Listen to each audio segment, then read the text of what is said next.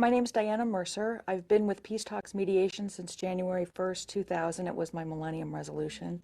I realized at some point it was time to start being part of the solution and not so much part of the problem.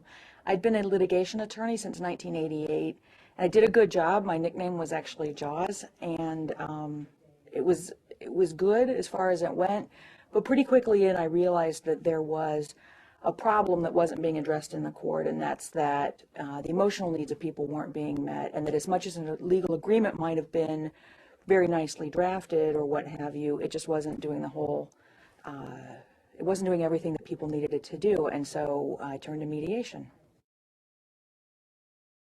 It's peace talks like you think of in terms of peace, people thinking about peace and so forth, but it's also like peace talks. I mean, there's something about peace that speaks to people, that gives them a kind of closure that you don't get in a litigation setting. And so it seemed like a perfect name for a process that also helps people come to some sort of a resolution. That the idea is that the best drafted legal agreement doesn't help you if it doesn't fit your situation or if it doesn't fit your circumstances.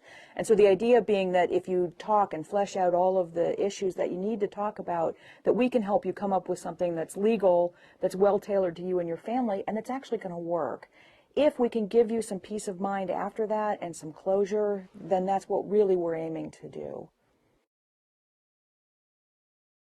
The idea behind mediation is that the people that are involved are the people who are making the decisions. So the wife and the husband are going to come in to our office, and we're going to provide a nice, safe place to talk.